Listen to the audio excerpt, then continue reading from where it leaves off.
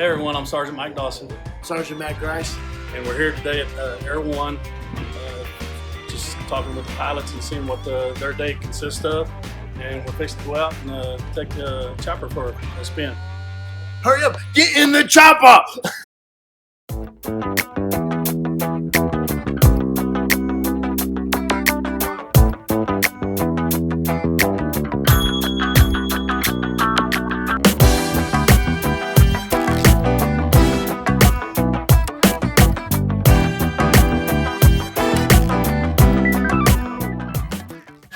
My name is Lem Mutii. I've been a police officer for almost 18 years. I've been assigned to the helicopter unit for about 2 years now. On most helicopters, the pilot flies from this seat, but for what we do, the pilot's in the right seat and the guy watching the equipment is in this seat. I'm going to scoot back so you can see some of the equipment. On the outside, there's that big camera that you saw, and it is controlled by this. Looks like a huge giant video game controller.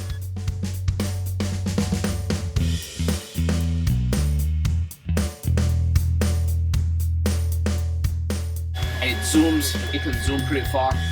We're gonna zoom out far and see how far you can go on this. And the reason it has such a hang on, let me lock it.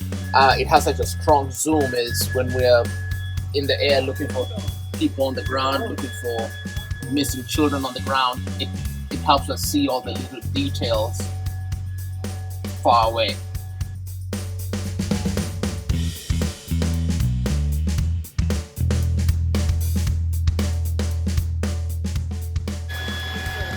As most people are used to seeing, they're used to seeing a police helicopter flying at night with a huge light shining from the back of it. I have this handheld controller and it controls that light.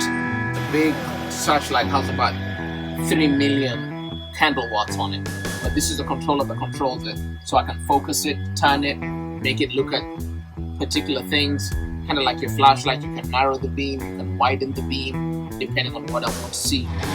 And on that narrow beam on the light, we can focus it to whereby the police officers on the ground, I can tell them, hey, I need you to go where my light is. I can help you light something up, or at times we help the guys with the canines look for missing people, also look for bad guys. And at times it's so dark, they're like, hey, we can't see behind these bushes or behind, we can put the light on there and light it up for them.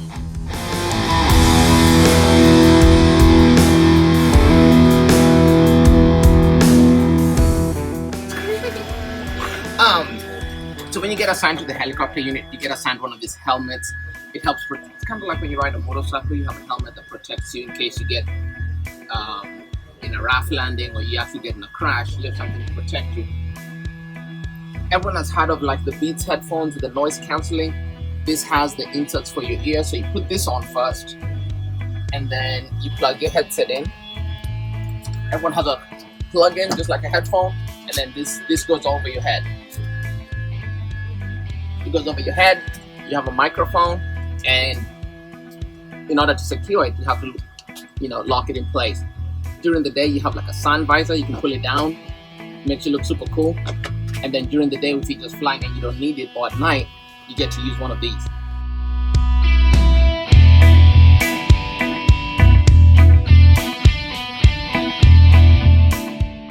So when you plug it in, we have various police radios in the helicopter. This is a police radio, so we can talk to the police officers on the ground. And this is an extra radio, so we can talk to the highway patrol, we can talk to the fire department, we can talk to a bunch of other people. And then down here, we have what's known as an air traffic control radio. So we can talk to the guys who control all the aircraft in the air. Talking about the helicopters or even your big jetliners, Southwest and American Airlines that are landing at all the other airports. And also talk to the big aircraft at Tinker Air Force Base. The following radio, this is called an air-to-air radio. So at times you see on the news where there's a police helicopter, and then you have the news helicopters, and you have a bunch of these helicopters in this small area. It allows us to talk to each other, that way we don't bump into each other. It would be really bad if the two helicopters collide in the air. It's not like when you're on the road where if you have an accident, you can just pull over to the side of the road.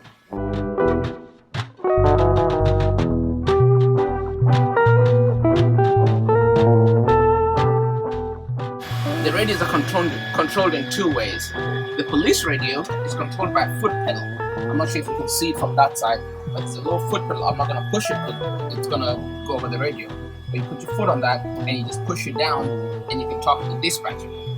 The reason it's on the ground is when your hands are full trying to work the camera, trying to do all these other things, you don't want to have to let go to talk, so you have a foot pedal.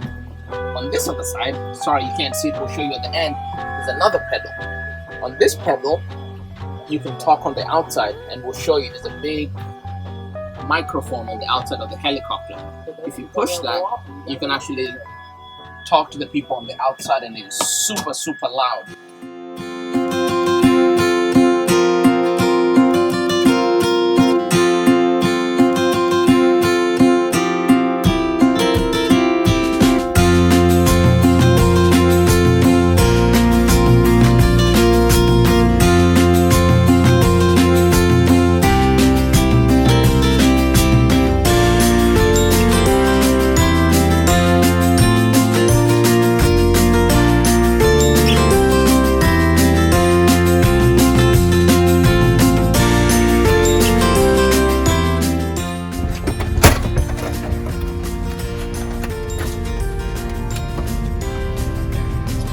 Alrighty, headsets on, radio check. Can you hear me? Yes, sir. Come back up close.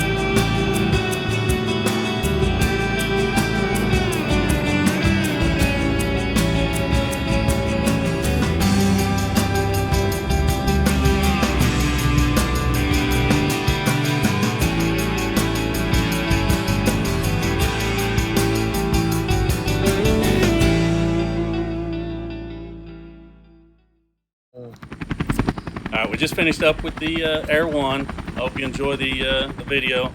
The PAL character trait is courage.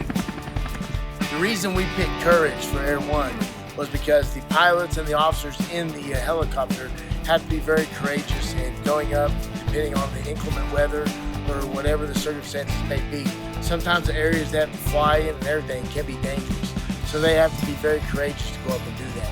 And also, you don't have to be, it's not have to be a life or death situation to have courage. Courage can also mean that you see someone bullying somebody at school or wherever, and you stand up for that kid. See y'all next time.